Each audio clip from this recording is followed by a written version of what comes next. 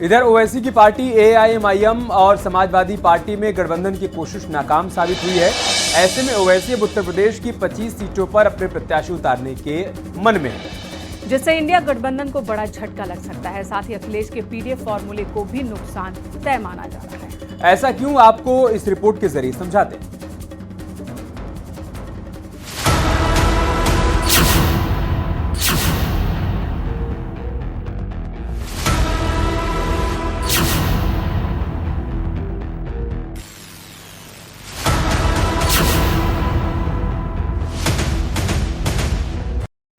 उत्तर प्रदेश के रण में अखिलेश और कांग्रेस का खेल खराब करने के लिए ओवैसी मैदान में कूद चुके हैं।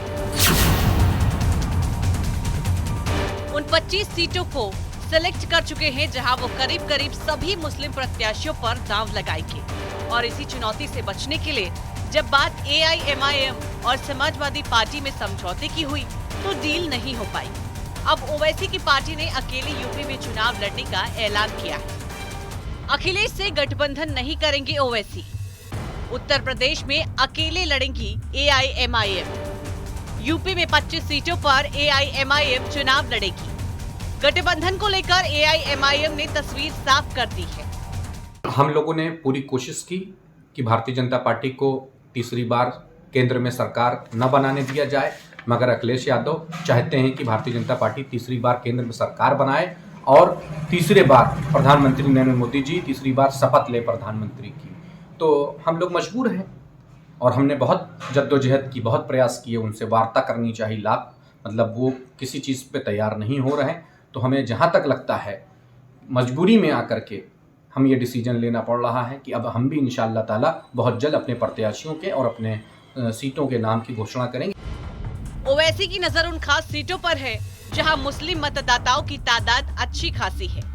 ओवैसी इसी कनेक्शन को जोड़ने के काम में लगे हैं और निशाना इंडिया गठबंधन के सियासी दलों पर है।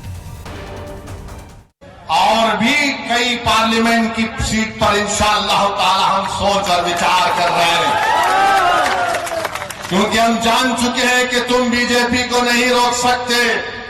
मोदी को अगर कोई रोक सकता है तो इंसाफ पसंद लोग रोक सकते हैं। ये मिलावटी, ये मिले हुए लोग नहीं रोक पाएंगे। ये कभी भी किसी भी कीमत पर आपका कर जाएंगे। ऐसे में उत्तर प्रदेश में समाजवादी पार्टी और कांग्रेस के अलायंस को तगड़ा झटका लग सकता है, क्योंकि एमवाई फॉर्मूले के बाद अखिलेश यादव पीडीएफ फॉर्मूले में भी अल्पसंख्यकों की बात करते हैं। लेकिन ओवैसी अगर यूपी की सियासत में प्लानिंग के साथ एंटर हो गए तो फिर इंडी गठबंधन का बंटाधार तय है।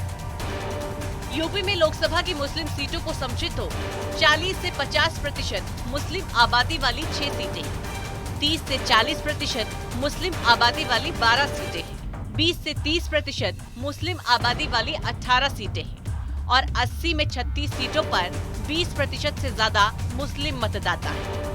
इसलिए अब खतरा अखिलेश यादव, राहुल गांधी की मुस्लिम रणनीति पर मंडरा रहा है, क्योंकि ओवैसी उन्हें खुली चुनौती दे रहे हैं और अल्पसंख्यक को साधने के लिए अब हैदराबाद के साथ उत्तर प्रदेश के रण में दम दिखाने की कोशिश कर रहे हैं। Bureau report, news 18।